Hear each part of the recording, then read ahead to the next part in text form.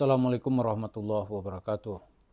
Para pemirsa, di dalam Al-Quran banyak sekali ayat-ayat yang menyuruh seseorang untuk tidak mencampur adukkan yang hak dengan yang batil. Misalnya salah satu firman Allah itu adalah A'udzubillahi minasyaitonirrajim, Bismillahirrahmanirrahim. Wala talbisul haqqa bil batil wa taktumul haqqa wa antum ta'lamun. Jangan kamu bungkus kebatilan itu dengan kebenaran. Jadi covernya kebenaran, sementara isinya kebatilan. Dilanjutkan, kamu sembunyikan kebenaran, sementara kamu mengetahui. Dalam ayat lain lagi ada juga Allah berfirman, Qul ja'al haqqu wa zahaqal batil, innal batila kana zahuqa. Kemudian ayat ini kita jadikan background untuk mengomentari sebenarnya yang kita minta dari Yusuf Mansur itu tentulah bukan uang. Kita nggak ada urusan meminta uang Yusuf Mansur. Jemaah-jemaah yang merasa dirugikan itu mereka tidak minta uang Yusuf Mansur. Mereka minta uang mereka yang mereka store ke Yusuf Mansur dikembalikan. Karena ini bicara atas nama bisnis, atas nama perdagangan, itu tentulah mendapatkan profit. Profit yang disepakati misalnya jualan batu bara. Tentu bisnis batu bara ini keuntungnya tidak seperti orang jualan pisang goreng. Jadi 11%, 10-11% dari keuntungan itu dikembalikan kepada para investor. Adapun 10% atau 11% saya nggak tahu pasti itu adalah untuk rumah tahfiz Quran. Tapi dalam kenyataannya hal ini tidak sesuai. Maka orang mulai meributkan dan menggugat tentang kredibilitas Yusuf Mansur baik sebagai seorang ustadz maupun sebagai seorang individu. Lalu pada tanggal 18 September kemarin tahun 2024 Pengadilan Negeri Bogor telah memutuskan bahwa Yusuf Mansur dan kawan-kawannya termasuk Darul Quran tentunya adalah pihak yang bersekongkol dan terbukti secara sah dan meyakinkan dia disebut dengan wan prestasi atau dalam bahasa yang sangat vulgar seorang yang ingkar janji. Kita turunkan lagi bahasa ingkar janji, ini adalah seseorang yang berbohong atau telah terbukti sebagai seorang yang berbohong. Karena itu dituduhkan dengan bayaran seperti disebutkan itu, yaitu 4 miliar 70 juta rupiah. Para pemirsa atau netizen yang kita hormati, itu adalah salah satu bentuk kebenaran yang dituntut. Tapi kita juga menuntut kebenaran yang lain, itulah Yusuf Mansur agar memberikan ilmu kepada masyarakat. Kita menuntut dia agar memberikan kepada masyarakat itu betul-betul ajaran Islam. Bukan cerita-cerita dongeng. Karena selama ini Yusuf Mansur terus berdongeng, terus menampilkan cerita palsu, dan dibuktikan dengan fakta-fakta hukum bahwa dia memang seorang yang suka menipu. Tapi sebenarnya bukan hanya Yusuf Mansur yang digugat hari ini. Walaupun materi gugatan itu tentu berbeda-beda. Dalam beberapa tahun ini, atau katakanlah dalam tahun-tahun terakhir ini, orang juga menggugat kebenaran yang melekat pada orang-orang yang mengaku Habib. Lalu orang-orang yang membelanya digugat bahwa katanya Habib-Habib yang ada di Indonesia ini sampai saat ini keabsahannya sebagai zuriat Rasul atau cucu Rasul itu meragukan. Dan orang-orang yang membelanya juga ikut dipersalahkan. Adalah Kiai Imaduddin Usman Al-Bantani. Ini dengan gagasannya yang sangat dahsyat. Dia menulis tentang bahwa Habib-Habib yang ada sekarang ini tidak terbukti sebagai keturunan Rasul. Dia mengatakan dengan dalil-dalil, ya cerita tentang Ubaidillah itu baru ada 5 abad setelah kematiannya, atau setelah cerita itu dikarang. Kemudian dia diminta kitab-kitab sezaman yang nggak ada yang bercerita tentang orang itu. Lalu dia menantang untuk tes DNA. Sampai sekarang kalau di Yaman atau di Saudi orang-orang berani tes DNA. Tapi di Indonesia nampaknya nggak berani. Lalu ada orang-orang yang membelanya, membabi buta. Gitu. Yang membela membabi buta ini juga disikat habis.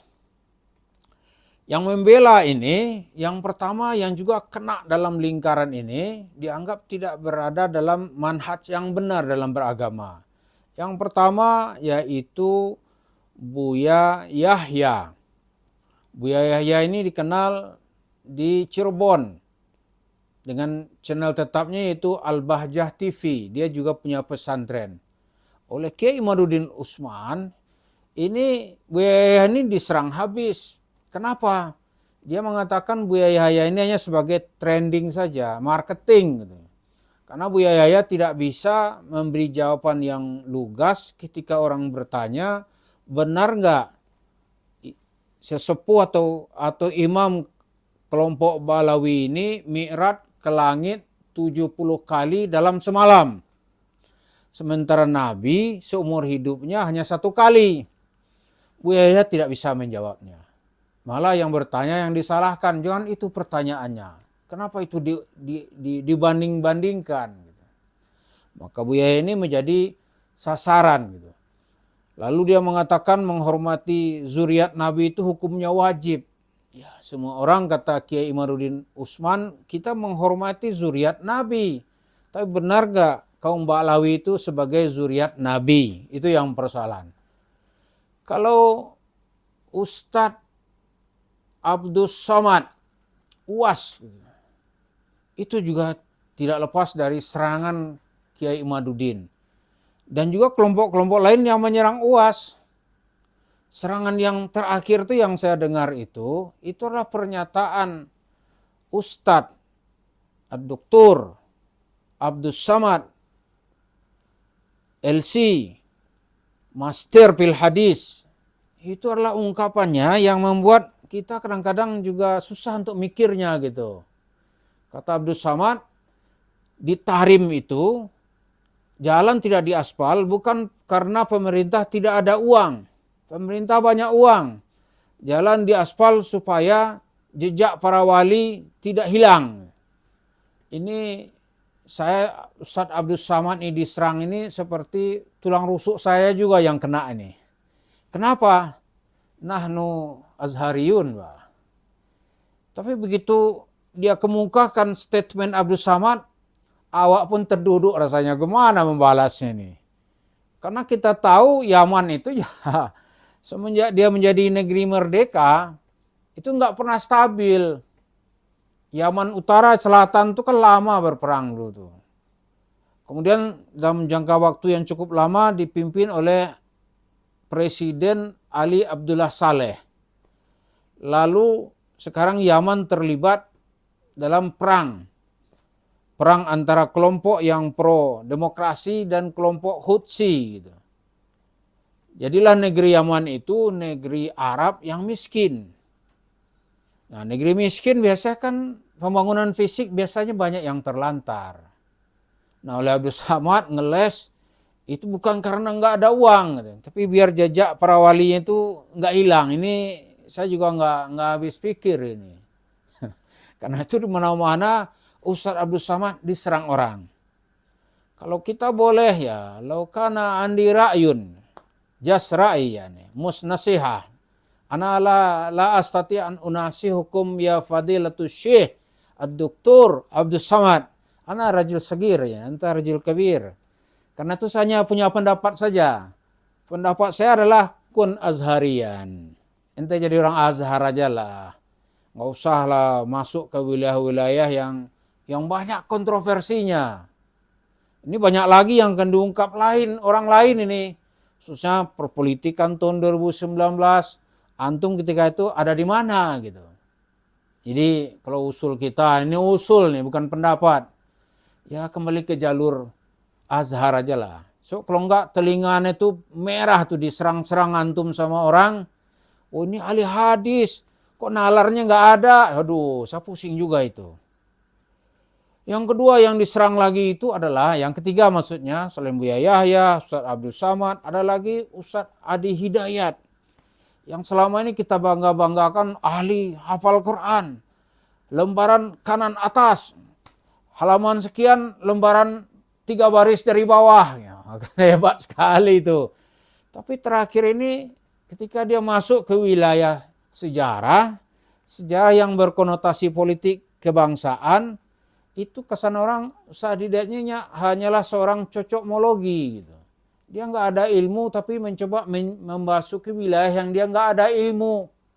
Misalnya gitu ya, bendera merah putih itu atas usul para Habib. Hari kemerdekaan itu atas perintah Habib kepada Bung Karno, Habib Kuitang. Itu kan banyak orang meradang. Akhirnya profesor sejarah, Bapak Anhar Gonggong, itu mentertawakan gitu. Jadi kalau usul saya, ustadz-ustadz ini yang hebat-hebat, kalau aneh kan nggak ustadz ya, usul aja ini. Ya kemari Quran lah, Quran, hadis, jangan pakai ilmu-ilmu cocokmologi. Apalagi nanti wilayah masuk ke wilayah tauhid yang orang sudah paham gitu. Yang ngeri orang melihatnya, maka serangan baliknya nanti tentulah dahsyat.